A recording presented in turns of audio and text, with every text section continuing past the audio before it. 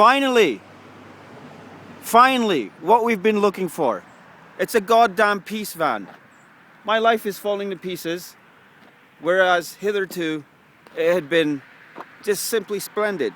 My name's Hussein Zaidi, and if you're watching this, you probably know that already, but I thought I'd say that just for effect. How'd you like that? Alright, let's go check out this peace van. This is exactly the kind of thing that we need to get out of the house and discover when your life is basically shambles. Now, here's the thing. You think I'd be tempted to go around the appealing side, but I'm going to save the best for last. I mean, I have this rule. It's called HFBL. Hardest first, best last. And if you do that, what you have is POM. Peace of mind. Look at this goddamn thing. I want to buy it. I want to own it.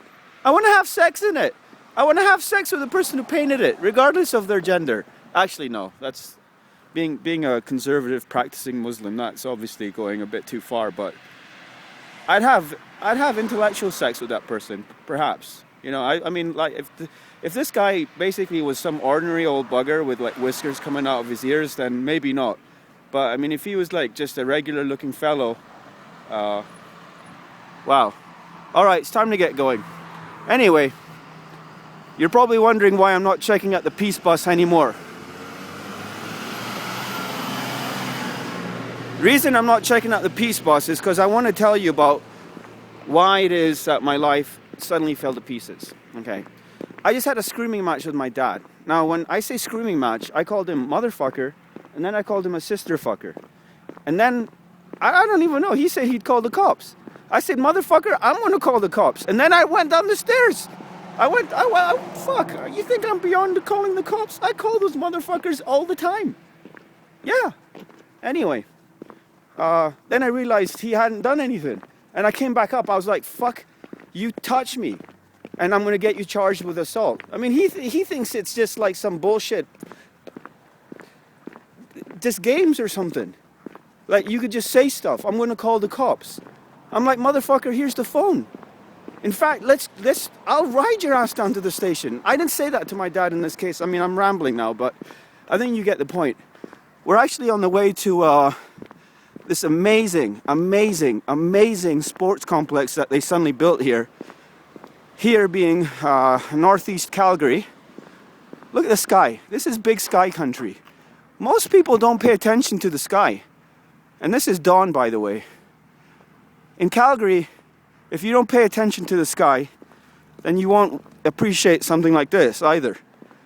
Now the only problem is that I picked this up from the Sportsplex. They've got a library there too, right? So the only problem is that the goddamn thing's a Blu-ray. Now I put it in the computer, and the computer's meant to play Blu-rays. I mean, I lucked out there, but it's like the guy who fell out of the plane or something, and he realized his parachute didn't open, or he did have a parachute, then he didn't have a parachute, but he fell on a haystack, but the haystack wasn't there, and all this kind of nonsense all the way down. It doesn't matter whether he lived or died, right? I mean, the point is that's what life's like. So I picked up the wrong format, okay? I was looking for a DVD. I picked up Blu-ray. Just check this stuff out. The moon is still out, and you're going to tell me that watching the sea is better than watching the sky. You see, the thing is this. We've been conditioned to look at the sea. We've been conditioned, for instance, to take chocolate if someone offers it to us. We've been conditioned to look for the best parking lot space, which is so retarded. That one is a real pet peeve of mine.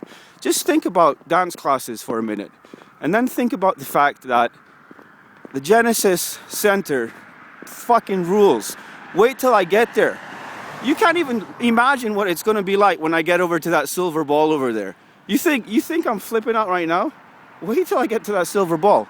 Anyway, parking thing is retardation to a degree hitherto unimaginable. So the thing with the parking space is this. It doesn't make any goddamn sense. It's irrational. But unfortunately, I'm beginning to understand what it is. It's not that it's irrational, it's that people don't think it out enough to realize it's irrational. I actually put that sign up there yesterday. It's not my driving school. That was my Good Samaritan deed.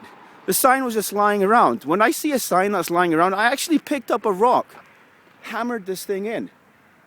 That's what kind of guy I am. And I get, oh dude, you won't imagine what kind of trouble I get into. And I get all kinds of negative vibes in the sense of like I'm like devil incarnate. That's what people think I am. See, that's the thing. The thing is this. Here's the real deal. If you can handle it, I mean, this is what it is. You, as an angel, will be called a demon by people. And as a demon, you'll be called an angel by people. There you go. So if you're a fucking mobster and you're handing out loaves of bread, like, what is it? I was watching American Gangster, you know, with Russell Crowe again. And Denzel Washington. It's about Frank Lucas. Frank Lucas went to Cambodia in the fucking 70s and came back with 100% pure heroin. At one point, he was making like $100 million a day or some shit like that. It was like retarded money, retarded fucking money. And you know what's funny, really funny and interesting is both him and the cop played by Russell Crowe are alive today. They're almost friends. And Frank Lucas is like, he's like fucking murdered people like you wouldn't imagine. Like the movie starts off with him setting a guy, torching a guy, and then shooting him. And he's smoking a cigar casually while he does it. And that's the kind of shit he did. So his boss was a guy called, I think it was like Bucky or Buckeye or something like that. And they have a scene of him like in the back of a van in Harlem in the 60s. And according to Ridley Scott was like the director, you know, Tony Scott. Unfortunately, I got to take a moment here of silence to commemorate Tony Scott, who jumped off a bridge in San Francisco. That's what they say, at least. I don't know if I believe it. I'm sorry, I don't know if I believe it. Now, I told you I'd wig out when I got here. Here's the thing. I'm wondering if it's playing music inside. Goddamn thing plays music. It's a work of genius that most people don't even begin to appreciate. It plays music, and then when you hit it, you get the echoes. It's like the most beautiful piece of art I've ever seen in my life. And, you know, I'm an artist. I do shit like this. If I had the resources, I'd do shit like this on a daily basis.